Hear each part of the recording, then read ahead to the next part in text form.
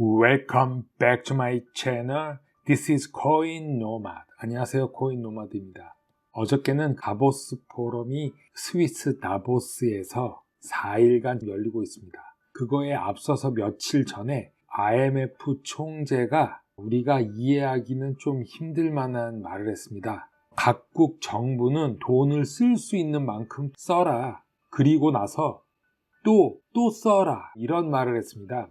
이게 무슨 내용인가 한번 알아보고 2021년 다보스 포럼의 메인 주제는 그레이트 리셋입니다. 다시 시작하는 거죠. 지금까지의 경제 시스템을 다시 시작하자. 이런 거를 주제로 얘기를 하는데 그러려면은 지금까지 있었던 걸 끝내야지 다시 시작하죠. 그거에 앞서서 IMF는 무엇입니까? 어떤 나라가 망하면은 구제금융을 제공해주고 그 나라의 정치 경제를 도와주는 그런 역할을 하는 거죠. 말로는 도와주는 거지만 컨트롤한다.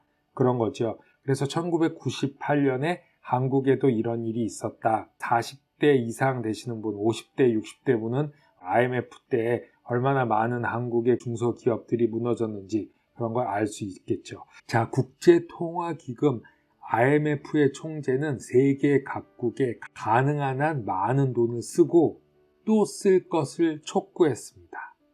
IMF의 이러한 정책은 매우 특이하다는 것을 IMF 총재 크리스탈 게오르기바 스스로 인정을 했습니다.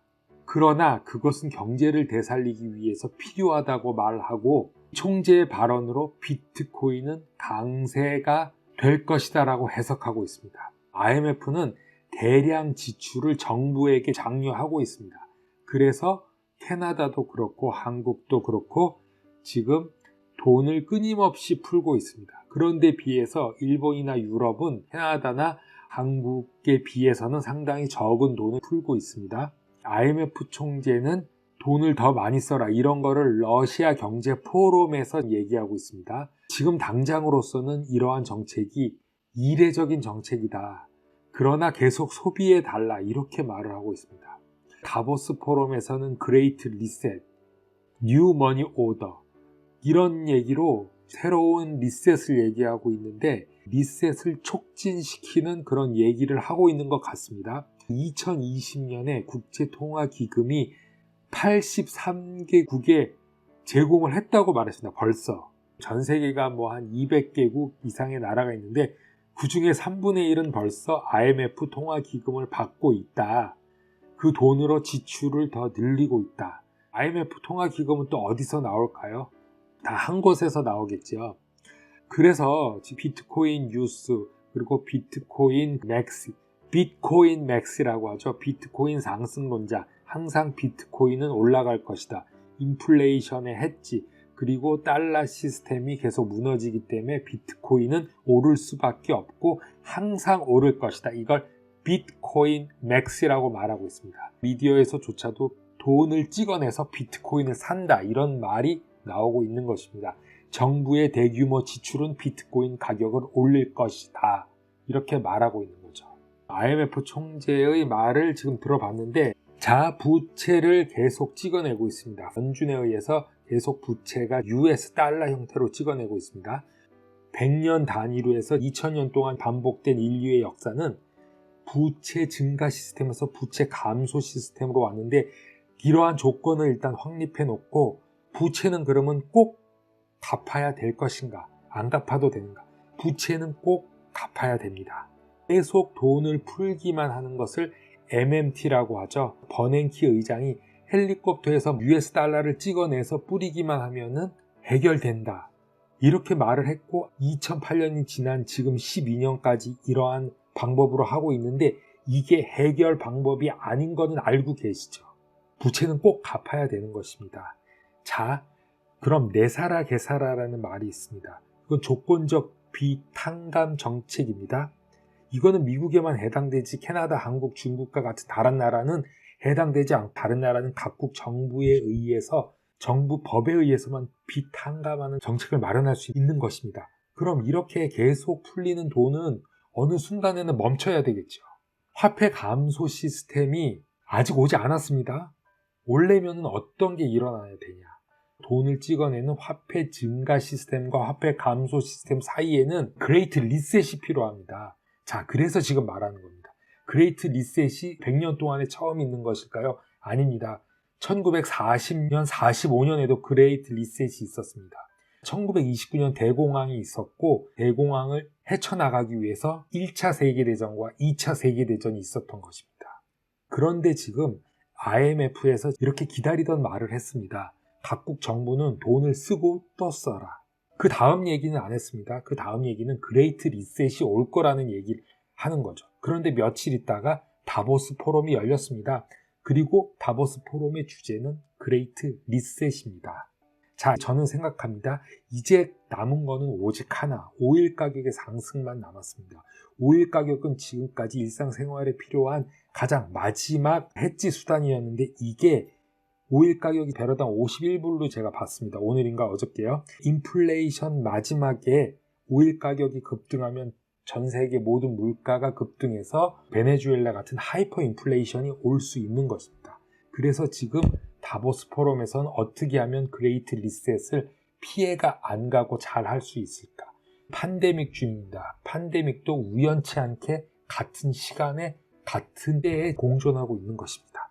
자, 우리는 지금 코인 시장에 있습니다. 이 코인이 오를까 저 코인이 오를까 생각을 합니다. 하지만 화폐 시스템, 경제학적으로 보면은 부채 감소 시스템으로 가는 것은 근본위를 말하는 것입니다. 그래서 근본위의 가상화폐에 입각한 근본위 제도로 간다는 말이 나오는 것입니다. 크립토 커런시는 근본위 안에 있는 것이죠.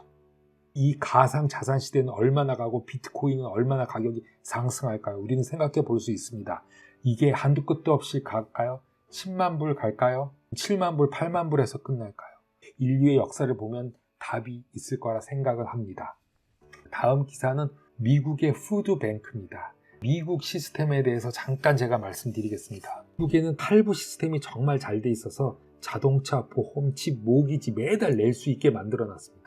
그래서 새 거를 사고 새 집을 사고 새 차를 삽니다. 여유가 없으신 분들도 매달 나눠서 내면 그게 가능하기 때문에 GDP가 소비의 대부분을 차지하는데 팬데믹으로 일자리를 잃으면 매달 지급되는 돈이 없으면 큰일에 닥치게 되는 게 미국 또 캐나다 삶입니다. 아시아 국가들은 비중이 덜합니다. 이 기사는 최근까지 푸드뱅크 CEO가 나와서 설명합니다. 나는 이걸 해야 한다. 왜 해야 되냐? 나를 의지하는 사람이 있기 때문이다. 그렇게 말하고 있습니다. 이거는 진짜 심각합니다. 좋은 집에 좋은 차를 가지고 좋은 직장을 다니던 사람이 몇 달만 좌불이려도 돈 낼 게 없어서 파산하는 게 이게 삶입니다. 그런데 에릭 이브는 그렇게 말하고 있습니다. 이 사람을 위해서 나는 오늘도 음식을 나눠줘야 한다. 이게 미국의 현실입니다. 글로벌 뉴스에 나온 거. 지금 같은 팬데믹 시대에 푸드뱅크는 롱텀 솔루션, 해결 방법이 아니다. 다른 해결책을 찾아줘야 된다. 이번에 바이든 정부가 들어서면서 전 정부랑 이번 정부랑 총 1인당 600불, 1,400불, 2,000불 220만 원에 가까운 돈이 다 풀렸습니다. 개인당. 이게 해결책은 될 수가 없습니다. 레이 달리오도 그렇고 경제학자들이 말하는 건데 그래프를 하나 가져왔습니다. 일전에 본 건데 한번 찾아서 New World Order라는 말 많이 들어보셨죠? 최근에 많이 나왔습니다. 이 말이 언제 나왔냐면은 1945년도에도 나왔습니다. New World Order. 그 당시는 이게 1, 2차 세계대전 전쟁을 말하는 거였죠. 지금은 전쟁을 할 수 없습니다. 하지만 전쟁과 같은 일이 지금 벌어지고 있죠. 작년이랑 올해랑. New World Order 하기 전에는 빚 대비죠. 우리가 가지고 있는 그 부채가 사상 최고점에 있었습니다. 그때도 그렇고 지금도 그렇고. 알려드리기 위해서 도표를 가져온 겁니다. 1935년에 무슨 일이 있었냐. 그래서 1929년에 대공황서부터 해서 빚이 사상 최고점에 왔다. 2008년도에 빚이 사상 최초에 와 있고 사이클이 변하고 있다. 그리고 어저께 다보스 포럼 아젠다에서 영국 중앙은행 총재가 나와 있습니다. 이분이 무슨 말을 하는지 기사를 보겠습니다. 앤드류 베일리 영국은행 총재는 최근 몇 년 동안 수많은 혁신에 있었음에도 불구하고 디지털 결제에 충분히 부족한 점이 있다고 언급하고 이런 것을 빨리 해결해야 된다. 공백을 메꿔야 한다. 특히 해외 송금은 너무 비싸다. 그리고 분명한 송금이 되어야 한다고 말했습니다. 정확한 금액이 정확한 시간에 저렴한 수수료로 정확한 지점으로 가야 된다. 크로스 보더 페이먼트, 국경 간의 지불은 중요하다. 이렇게 말했습니다. 우리가 생각하는 것보다 요즘의 트렌드는 그 디파이, 가상에서 스마트 컨트랙 기능이 있는 걸 더 좋아하지만 스마트 컨트랙 기능이 들어가게 된다면은 그런 기능 때문에 무거워 때문에 그런 기능이 없는 XRP가 인프라가 다 갖춰져서 사용하기에 가장 편리하다. 이렇게 생각을 하고 있습니다. 뉴투데이도 보면은 똑같은 내용입니다. 뱅크 오브 잉글랜드 가버너, 여기는 가버너라고 말했는데 영국 중앙은행 총재입니다. 어드버타이즈드, 광고를 해버린 거죠. XRP에 대해서. 크로스 보더 페이먼트로 XRP가 사실 영국으로 가도 일본의 SBIS에 가도 사용하는 데는 문제없고 하나의 코인으로서도 문제가 없다. CBDC와 스테이블 사이의 교량 역할, 브릿지 역할로 하는 자산으로서, 자산이면은 코인 안에 밸류, 가격이 포함된 거죠. 그래서 비트코인, 이더리움처럼 점점 커갈 수 있는 그런 밸류가 가능성이 있다. 그렇게 말을 하는 것입니다. 코인 노마드 오늘은 여기까지 하겠습니다. 감사합니다.